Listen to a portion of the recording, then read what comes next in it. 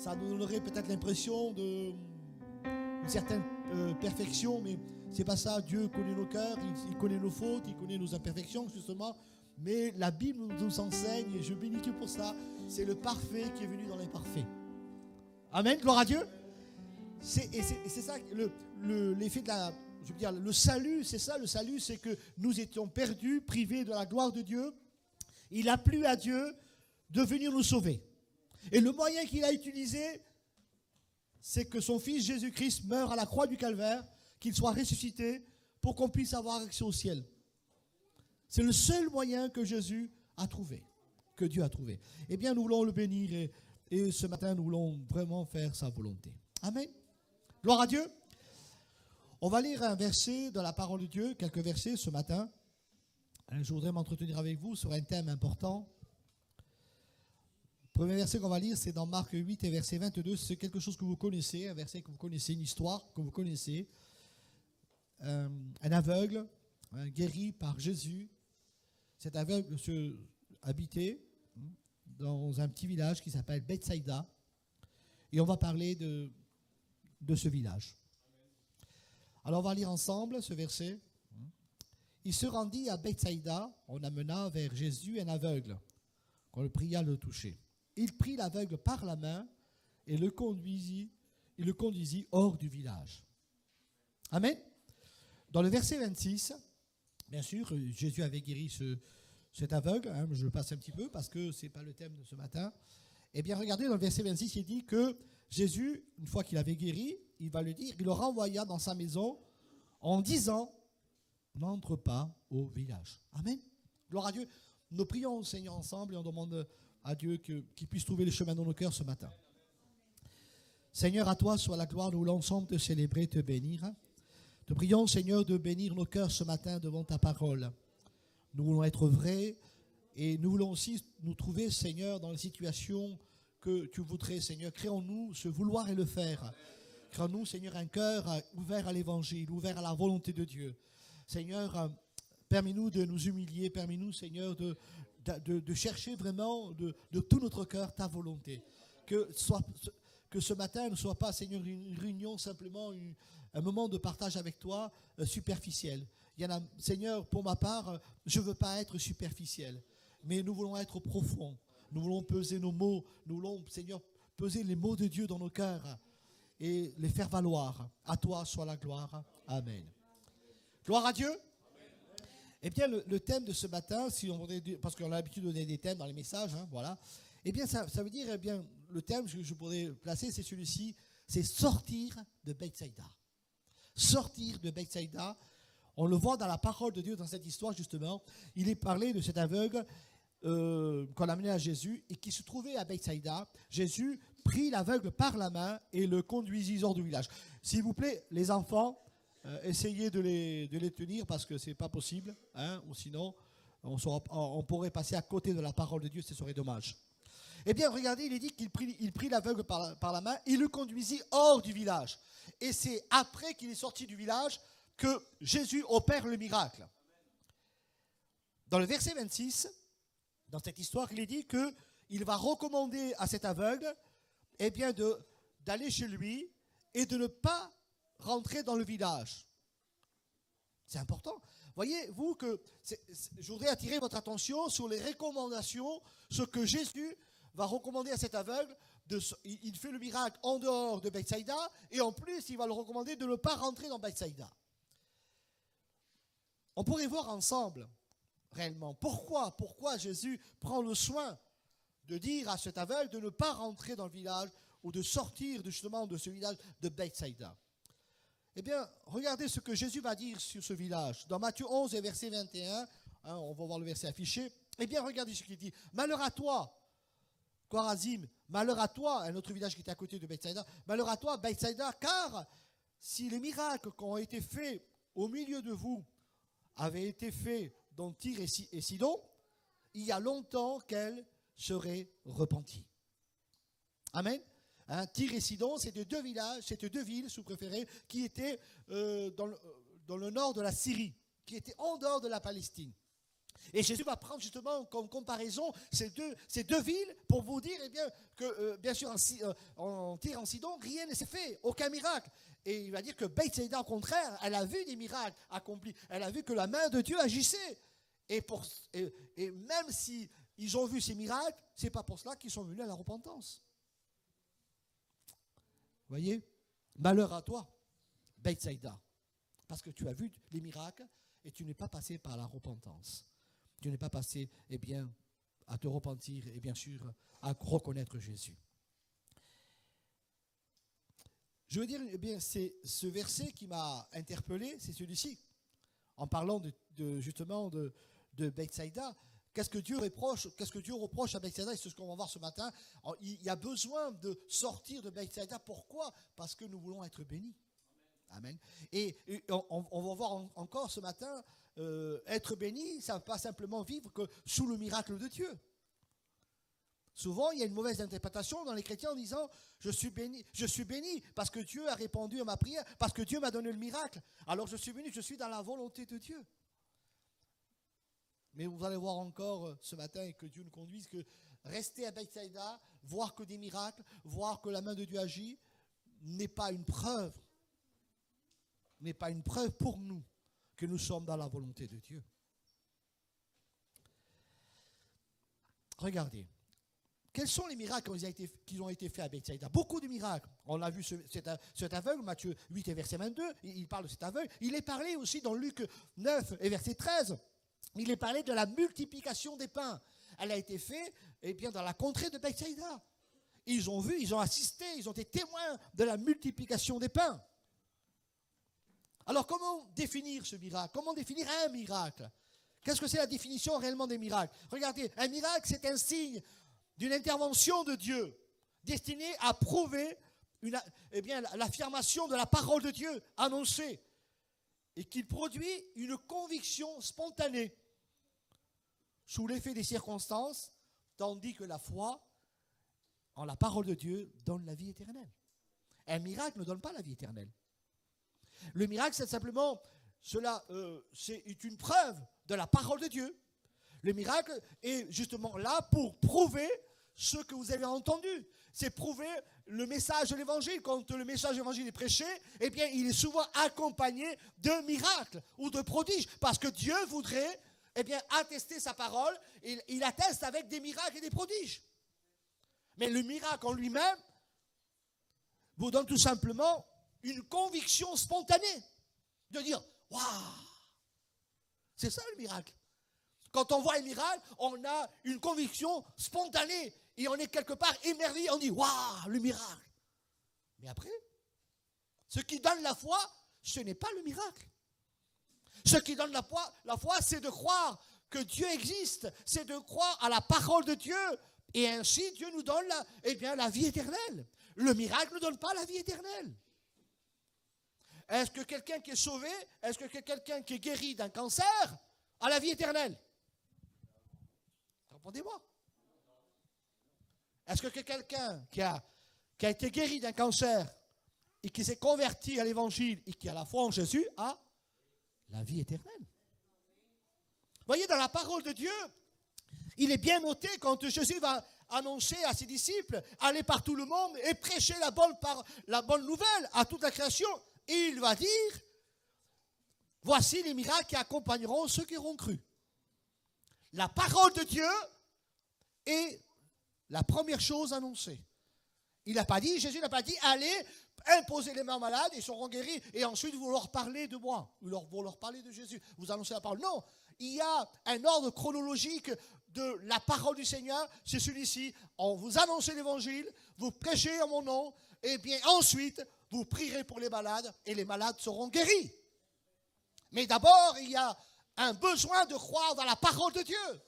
D'abord, c'est le salut pour les âmes, c'est d'abord la vie éternelle qui est annoncée. Ensuite, il y a le miracle qui accomplira la parole du message. Amen.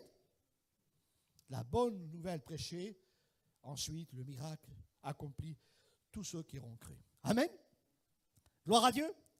Eh bien, regardez ce qui est reproché à cette ville de Bethsaïda. Ça veut dire qu'ils ont vu des miracles et ils n'ont pas été Ils ne sont pas venus à la repentance. Mais il parle aussi d'une repentance, justement. Eh bien, voilà ce que Dieu reproche à Bethsaïda, un manque de repentance. Vous savez qu'aujourd'hui, c'est un constat que j'ai fait. Aujourd'hui, il y a beaucoup d'églises qui ne prêchent plus la repentance. Toute église confondue. Je parle bien aussi des évangélistes. Je parle bien aussi d'autres églises qui ne prêchent plus la repentance. Regardez un verset qui m'a interpellé. Et je voudrais que le frère puisse l'afficher. Dans 2 Timothée 4 et verset 3. Regardez. Car viendra un temps où les hommes ne supporteront pas la saine doctrine, mais ayant la démangeaison d'entendre des choses agréables. Ils se donneront à une foule de docteurs selon leurs propres désirs et détourneront l'oreille de la vérité et se tourneront vers des fables. Voyez, aujourd'hui, les gens ne veulent plus entendre des messages qu'on les appelle à se repentir, qu'on les appelle à tout simplement à changer des choses. Vous savez que le Saint-Esprit n'est pas là pour vous donner une petite patte, je peux dire une petite tape dans l'épaule et dire c'est bien, continue comme ça. Le Saint-Esprit, si vous le laissez faire, il est là pour vous déranger. Est-ce que vous avez remarqué quand Dieu vous parle, vous n'êtes jamais en accord avec lui?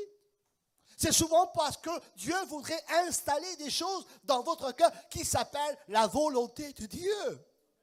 C'est très rare quand vous êtes en accord avec le Saint-Esprit. C'est très rare quand on dit Amen, merci Seigneur parce que tu m'as demandé une chose qui m'est facile. C'est très rare quand on dit Seigneur merci parce que ce que tu me demandes, eh bien je le fais avec beaucoup de joie. On peut faire les choses avec beaucoup de joie.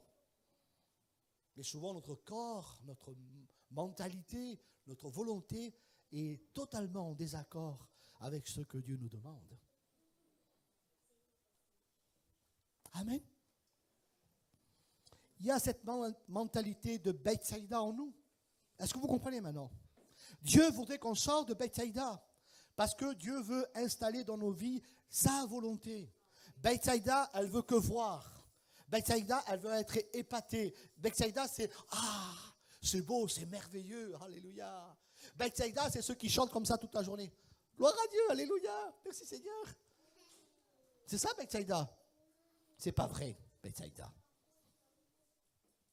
Moi, je préfère rencontrer un chrétien qui me dit Antoine, ça va pas. Je veux faire la volonté de Dieu, je veux agir, mais j'ai un combat. J'ai un combat qui est difficile. J'ai ma chair, j'ai ma famille, j'ai ma femme, j'ai mon mari.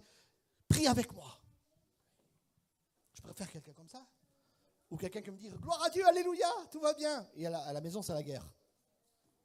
Ça ne va pas avec la femme, ça ne va pas avec le mari, ça ne va pas avec les enfants. Au travail, ça ne va pas non plus. Et on dit gloire à Dieu, merci Seigneur, alléluia, tout va bien. Comment vous voulez être bénis comme ça, mes frères? Ce que Dieu veut, c'est qu'on soit vrai. Ce que Dieu veut, c'est qu'on cherche sa volonté. Ce n'est pas simplement être comme Bethsaïda, toujours en train de voir des choses. Peut-être, on a besoin des miracles. Je ne dis pas ça ce matin. On a besoin que Dieu nous donne des confirmations dans notre corps. Gloire à Dieu, merci Seigneur pour les miracles. Mais vie dans ce contexte-là ne nous donnera pas une vraie vie en Dieu. Amen. Eh bien, regardez, on parle de la repentance. Je disais tout à l'heure, c'est vrai qu'aujourd'hui, même les pasteurs, aujourd'hui, on a du mal. La parole de Dieu, qu'est-ce que c'est une sainte doctrine? Je me suis posé la question, qu'est-ce que c'est la parole de Dieu? Qu'est-ce qu'elle doit faire en moi? Qu'est-ce qu'elle doit produire en moi? 2 Timothée 3, verset 16, vous connaissez que toute écriture est inspirée de Dieu, utile pour enseigner, 1, pour convaincre, 2, c'est important, pour corriger, 3, et instruire dans la justice, 4. Il n'est pas dit, vous savez, quand on enseigne, on enseigne. Quand on doit convaincre quelqu'un, c'est parce que ça veut dire que je dois le gagner. Amen. Ça veut dire qu'au départ, il n'est pas d'accord avec moi. Ça veut dire qu'au départ, il ne veut pas m'entendre ou il ne veut pas m'écouter. Alors je dois convaincre en rapport à la parole de Dieu. Et quand je parle aussi de corriger quelqu'un, la parole de Dieu m'aide à corriger. Amen. Alors je pense que c'est ça la saine doctrine. Alors aujourd'hui, les chrétiens ne veulent plus être corrigés. Ça c'est une chose. Les chrétiens ne veulent plus être repris. Ah non. Vous voyez, on correspond un petit peu au verset qu'on a lu précédemment. La sainte doctrine, ils ont la démangeaison, eh bien, ils veulent entendre des choses agréables. Aujourd'hui, certains pasteurs, quand quelqu'un vit dans le péché, il ne faut pas surtout le voir dire, mon frère, tu vis dans le péché. Change de situation, change de vie, ou change de comportement. Viens la repentance, ou sinon, tu paieras de ta vie.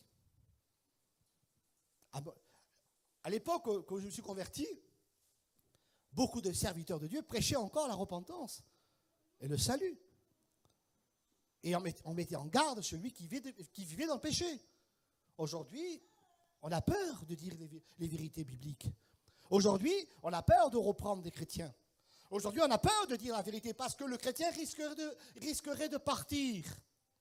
Et il risquerait de partir dans le monde. Voilà ce qu'on emploie souvent. Il va partir dans le monde. Il ne reviendra plus à l'église parce que le pasteur a été trop dur avec lui. Ah oui. Ah, mais le pasteur, il aurait dû dire les choses, mais plus gentiment. Oui. Oui. On veut rester dans Bethsaïda. C'est agréable, c'est bien. Ne dis rien. Vis ce que tu vis. Vis ta vie, c'est pas grave. Un petit péché, oh, c'est rien. Oh, tu ne viens pas à l'église, c'est pas grave. C'est Bethsaïda, Dieu est bon, Dieu est gentil. Tu ne dois rien à Dieu. Et Dieu, voilà. Dieu te doit tout par contre. Hein. Mais vous ne devez rien à Dieu. Mais Dieu vous doit tout. Il doit vous bénir, il doit vous pardonner même si vous ne demandez pas pardon. C'est un petit peu ça aujourd'hui. Dieu doit nous pardonner même si on ne vient pas à la repentance, même si on ne demande pas pardon. Dieu me pardonne. Il le sait. Mais il sait qu'on est comme ça. On est humain.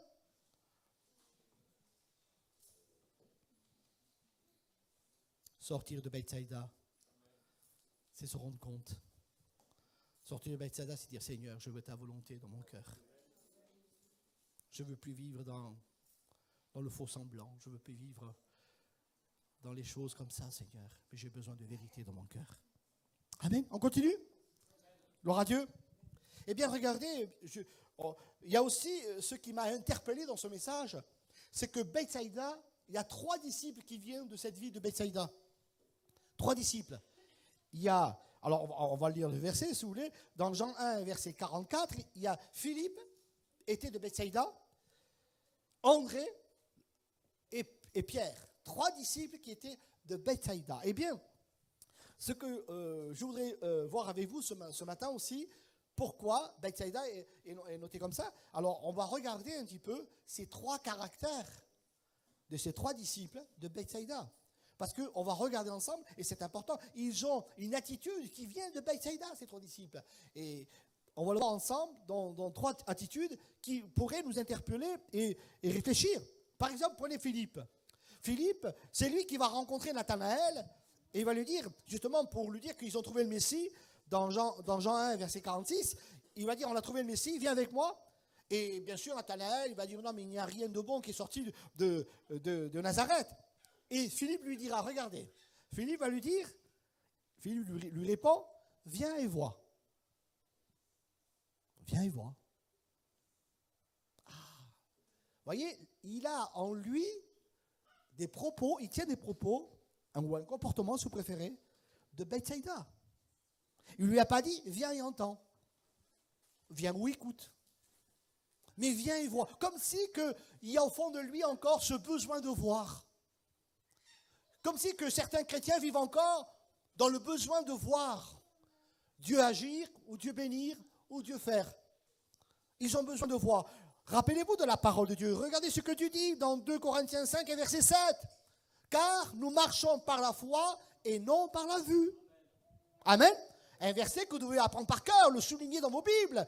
Et bien il est dit, car nous marchons par la foi et non par la vue. C'est important ça, Seigneur.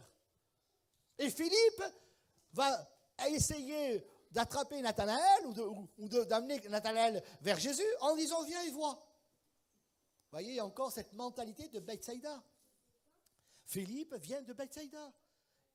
Il a vu des miracles, il connaît les miracles, il dit voilà, il se dit au fond de lui, si nous voulons que des chrétiens, que des gens viennent à Dieu, ils ont besoin de voir. Ils n'ont pas besoin d'entendre, mais ils ont besoin de voir Jésus agir. Ils ont besoin de voir des miracles. Moi, vous savez, si on a cette mentalité simplement uniquement de voir agir Jésus, alors peu de chrétiens se convertiront, peu de personnes vont se convertir. Est-ce que Jésus est là pour faire, est-ce qu'il est là simplement pour faire accomplir des miracles? Est-ce qu'il est le faiseur de miracles, comme on appelait aussi dans le Nouveau Testament, le faiseur des miracles? Oui. Je ne sais pas, ce matin. Est-ce que tu as basé ta vie uniquement sur ce que tu vois et non pas sur ce que tu entends? C'est différent. Ce qu'on entend ce matin, c'est la parole de Dieu. Et ce que le Saint-Esprit va te dire ce matin dans ton cœur, c'est la parole de Dieu. Et le Saint-Esprit ne va pas te dire, tu as vu le miracle? Ah, c'est beau. Regardez. Un peuple hébreu, qui sont sortis de l'Égypte. Ils ont vu des prodiges et des miracles, la mer rouge s'ouvrir devant eux. Ils ont vu des choses extraordinaires. Et malgré tout cela, ils étaient dans le désert, ils ont été errants pendant 40 ans, et ils murmuraient contre Dieu et contre Moïse. Ça n'a pas servi de voir. Ça n'a pas servi. Et aujourd'hui, nous réclamons encore et nous avons besoin de sortir de Bethsaïda, mes frères et sœurs. Amen. Eh bien, regardez l'attitude encore de Bethsaïda. André, il vient aussi de Bethsaïda. André, regardez, c'est un des premiers, lui, eh bien, dans Marc 13 et verset 4, qui va dire, quand Jésus va parler des événements, des choses qui vont arriver, il va dire, eh bien, quand cela arrivera-t-il? Et quels sont les signes qu'on connaîtra? Eh bien, toutes ces choses vont s'accomplir. Et Jésus le met en garde sur une chose importante, parce qu'il connaît le cœur d'André, il sait qu'il vient de Bethsaïda, comme Pierre et Philippe, et il va dire à André, Jésus, prenez garde que personne ne vous séduise. Bethsaïda, c'est aussi un caractère où des personnes qui étaient à Bethsaïda étaient encore séduites. Et ce matin, combien de personnes sont séduites par des événements, par des choses qui font partie de ce monde? Parce qu'à la séduction, on peut en parler sur 2 points importants. On parle de la séduction spirituelle et on peut parler aussi de la séduction, on va dire, charnelle, celle de la terre, ou terrestre, si vous préférez. Dans la séduction, je vais dire, spirituelle, regardez ce qu'il dit dans Marc 13 et verset 22. Jésus met en garde encore, on va dire, tous ses disciples en disant, il s'élèvera aussi des faux Christ ou des faux prophètes qui feront des prodiges et des miracles. Vous voyez encore, on voit des prodiges et des miracles. Et qui séduiront même des élus, si cela était possible. Eh bien, dans les derniers temps, il se fera des miracles et des prodiges à travers des faux prophètes ou à travers l'Antichrist qui vont essayer on va dire, de capter un petit peu ou de séduire certaines personnes. Je voudrais vous poser une question ce matin. Qui sont ceux qui vont être séduits? Tout simplement ceux qui sont restés encore à Bethsaïda, qu'ils ont besoin de voir pour croire. Et dans le monde aussi, il y a beaucoup de personnes, des chrétiens surtout, qui vivent encore dans cette mentalité, dans ce caractère de Bethsaïda. Parce que dans l'église ou dans les choses de Dieu, ils ne trouvent plus leur compte. Parce qu'ils ont basé leur vie dans ce qui se voit, dans le paraître. Alors comme si Dieu n'agit plus, comme si Dieu ne bénissait plus, comme si Dieu ne répondait plus à leurs prières. Alors qu'est-ce qu'ils font? Ils vont se tourner vers le monde pour voir. Et le monde les a attirés, il les a happés, je pourrais dire, parce que dans le monde, il y a encore ce fait de lumière forte, ou des choses qui sont attirantes. Ils sont séduits par la beauté du monde. Rappelez-vous ce que Jésus a subi pendant les 40 jours de désert, de jeûne et de prière, quand le diable s'est présenté à lui et qu'il va le transporter dans une haute montagne. Il va lui dire, regarde, il va lui montrer tout le royaume du monde. Il dit, je te l'offre si tu m'adores. La même chose pourrait se passer dans chaque chrétien que nous sommes ce matin. Le diable essaiera toujours de nous séduire avec les richesses du monde. Avec les richesses. Et ceux qui seront séduits, vous savez c'est qui? Ce n'est pas tous les chrétiens. C'est tous ceux simplement qui sont restés encore à Bethsaïda, qui ont besoin de voir, qui ont besoin d'être encore émerveillés, qui ont besoin d'être encore épatés. Ah. Le spectacle. Oui, le spectacle. Et le monde, croyez-moi, c'est un beau spectacle. Et tous ceux qui sont à Bethsaïda seront quelque part aveuglés par les choses du monde, par les richesses du monde. C'est simplement ceux-là. Mais ceux qui sont sortis de Bethsaïda, eh bien, verront le piège, verront je pourrais dire les pièges qui seront devant eux et ne seront pas séduits parce qu'ils ont sorti de Bethsaïda. Ils ne seront pas séduits parce qu'ils sortiront de Bethsaïda. Ceux qui sont à Bethsaïda seront séduits. Amen. Il n'y a pas beaucoup d'amen. Hein? J'ai besoin d'encouragement, moi. Amen. Eh bien, pour finir, on va parler encore de Pierre. Rappelez-vous, on a parlé de Philippe, on a parlé d'André. Caractère qui nous montre bien, ou la mentalité, si vous préférez, le caractère qui montre bien qu'il vient de Bethsaïda. Pierre aussi était de Bethsaïda. Et regardez ce qu'il parle, Pierre, ce qu'il nous dit, Pierre, cette mentalité de Bethsaïda. Eh bien, vous savez, quand Jésus est mort à la croix du Calvaire et qu'il est ressuscité, la Bible déclare qu'il s'est montré aux disciples plusieurs fois. Et on ne sait pas pourquoi, et je voudrais attirer votre attention ce matin là-dessus aussi, on ne sait pas pourquoi, à un moment donné, Pierre, il semblerait qu'il s'ennuie, Pierre. Il n'y a plus de motivation, il n'y a plus rien. Et dans ce verset-là, dans Jean 21, verset 3, il est dit que Pierre, on ne sait pas pourquoi, il dit, Simon Pierre leur dit aux disciples, je vais pêcher. Il leur dit.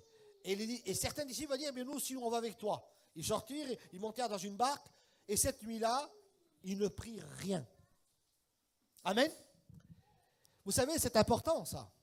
L'attitude de Pierre, après la résurrection de Jésus, il semblerait qu'il n'y a plus rien à faire. Jésus s'est montré à eux, ils ne vont pas évangéliser, ils ne vont pas prêcher. Pierre trouve le temps d'aller pêcher. Ça semblerait assez spécial quand même, il faut le dire. Ils ont vécu la mort de Jésus, ils ont vécu la résurrection, et Pierre a le temps d'aller pêcher. Il ne va pas au temple, il ne va pas prier, il ne prend pas le temps de se présenter devant le disciple pour organiser, on va dire, une évangélisation. Non, il va pêcher, lui. Oui, il va pêcher. Et regardez ce qui se passe. Il va pêcher parce qu'il vient de Bethsaïda.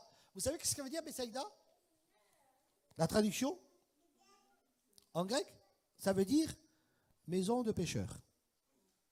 Ah, tiens, maison de pêcheurs. Pierre était un pêcheur.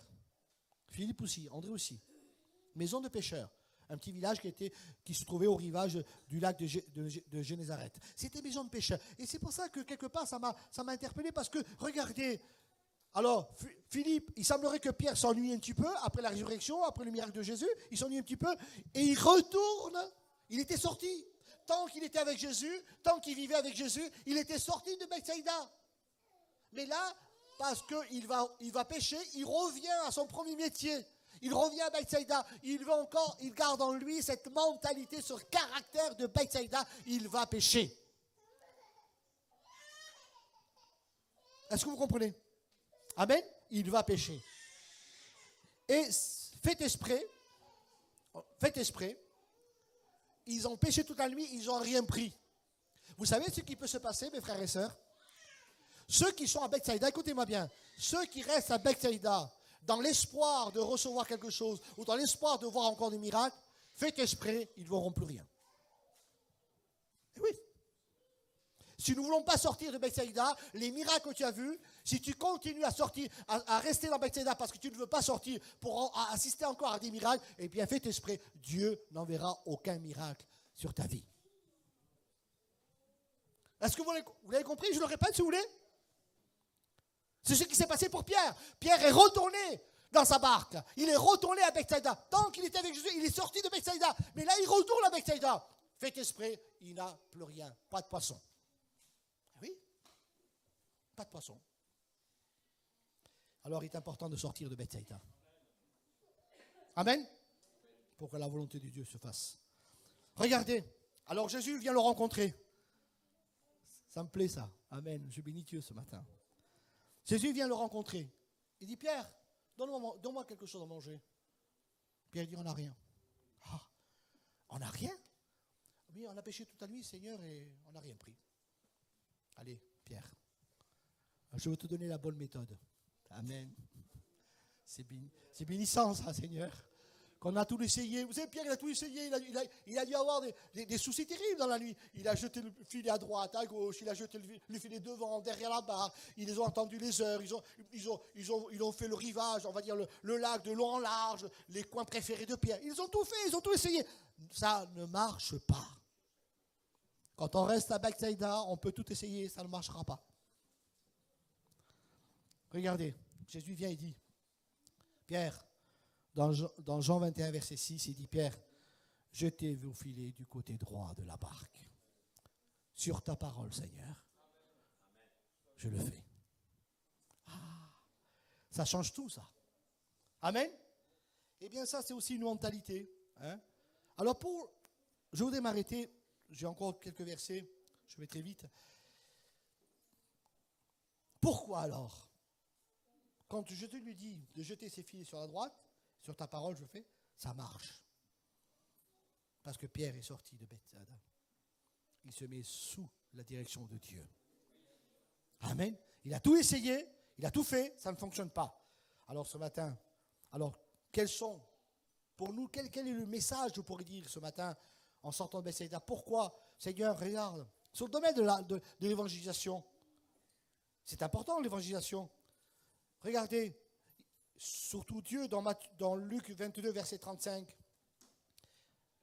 Dieu recommande ses disciples en disant, je vous ai envoyé sans bourse, sans sac, sans souliers. Est-ce que vous avez manqué de quelque chose? Les disciples vont dire non, parce qu'ils ont écouté. Amen. Souvent, nous, quand nous restons à Bethsaïda, on va se rassurer, on va prendre telle chose, on va prendre ça, et ça pourra marcher. Mais Jésus, non, il rappelle ses disciples en disant, quand je vous ai envoyé, je vous ai recommandé de ne pas prendre de bourse, de ne pas prendre de vêtements de rechange, de ne pas prendre de sandales. Est-ce que vous avez manqué de quelque chose? Il dit non. Et est-ce que ça a marché? Oui, ça a marché, Seigneur. Voyez? Je pense que c'est important. Dans le domaine aussi du témoignage, c'est vrai, des fois on est un petit peu léger, on se permet des petits écarts, on dit mais oh, c'est pas grave, ça c'est pas méchant. Mais frères et sœurs, il faut nous rendre compte qu'il faut arrêter de travailler, de fonctionner comme Bethsaïda. Si Dieu nous dit de jeter le filet à droite, mais jetez-le à droite. On a besoin aussi d'être à la hauteur dans le domaine de témoignage. Et dans la prière aussi.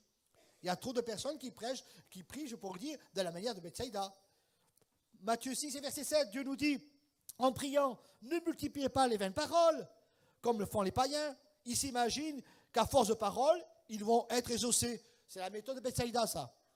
Seigneur, donne-moi, Seigneur, donne-moi, Seigneur, je veux voir, Seigneur, donne-moi, j'ai besoin de ce miracle. C'est Bethsaïda. Eh oui. Dieu nous demande de sortir pour avoir une prière d'une autre dimension. Alléluia. D'une autre dimension. Alléluia. Pourquoi quand on est dans le besoin, quand on a besoin d'un miracle, pourquoi ne pas commencer à louer Dieu? Pourquoi ne pas dire au Seigneur merci dans la situation que je me trouve, Seigneur? Merci parce que je suis ton enfant, Seigneur. Pourquoi quand on est dans le besoin quelconque, on commence à dire Seigneur merci, merci, merci, je te loue Jésus parce que je suis ton enfant? Des personnes disent non, Seigneur, donne-moi parce que je suis ton enfant. Seigneur, j'ai besoin de ça, Seigneur. Il faut que tu me bénisses. Et parce que tu vois, si tu ne me bénis pas, il y aura telle chose, il y aura des conséquences à ça. Et, Seigneur, on rentre trop dans... Il y a cette mentalité de Bethsaïda qui est en nous. On a besoin de sortir de Bethsaïda. Et pour finir, parfois il y a aussi des comportements qui sont types de Bethsaïda entre frères et sœurs. Dans Romains 14 et verset 1er, il dit, faites accueil à bien celui qui est faible dans la foi. Ne discutez pas des opinions. Un tel croit pouvoir manger de tout, l'autre, et tel autre, eh bien, il est faible, mange que des légumes. Et souvent, eh bien, on a des comportements comme ça. On est capable de juger quelqu'un qui est fait dans la foi. Ah, mais tu as vu Antoine, lui? Monsieur le pasteur, tu as vu lui comme il est? Ah, c'est pas normal, hein? Il est venu comme ça, comme ça, comme ça. Il a dit ça et ça et ça. C'est pas normal. Il faut le reprendre. Oui. C'est l'état de Bethsaïda, ça. Ah, d'autres disent, mais tu sais, hein? Alors il y a des fois des petits, on va dire, fictions entre chrétiens. Mais tu vois, lui, eh bien, moi je peux pas. Je peux pas le voir parce qu'il y a eu ça, il y a eu ça. Alors tu comprends? J'ai raison, moi. Lui a tort. Ah oui, mais oui. Oui, tu as raison, tu as tort. Tu as raison parce que tu es à Bethsaïda. Voilà pourquoi tu as raison. C'est ta chair. C'est le bois. Tu sors de Bethsaïda, tu n'as plus raison. C'est l'autre qui a raison. Amen. Gloire à Dieu. Et je voudrais terminer en vous disant simplement, je pense que on a fait le tour, on a compris. Voilà pourquoi il faut sortir de Bethsaïda. Amen. Nous prions ensemble le Seigneur, on bénit Dieu ce matin. Alléluia, alléluia, alléluia. Est-ce que vous voulez sortir de Bethsaïda? Alléluia, gloire à Dieu. Pour voir tout simplement la main de Dieu agir sur nous. Amen. Et bien sûr, quand on sort de Bethsaïda, qu'on a la volonté de Dieu en nous, Dieu nous donne le miracle. Amen. Mais il sait que ce miracle va conduire à la foi. Il sait que ce miracle va conduire tout simplement à la conversion. Il sait que ce miracle va conduire à la consécration, à la mise à part. Seigneur, merci pour ta parole ce matin. Merci pour le conseil de ta parole. Merci parce que nous voulons sortir de Bethsaïda. On a besoin de sortir de Bethsaïda. Je ne veux plus être aveuglé. Je ne veux pas être trompé, Seigneur, par des faux raisonnements. Mais j'ai besoin de sortir pour voir clair. Pour voir clair et voir surtout la volonté de Dieu pour ma vie. Tu m'as enseigné ce matin, si je sortirai de Bethsaïda, je serai béni. Je serai dans la volonté de Dieu. Alors ce matin, Seigneur, pour ma vie, je veux sortir de Bethsaïda. Je ne veux pas rester dans ce contexte-là où attendre des miracles, voir des miracles et continuer encore à te demander des miracles. Mais je veux être un serviteur, pour vous aussi, mes frères et sœurs, une servante de Dieu.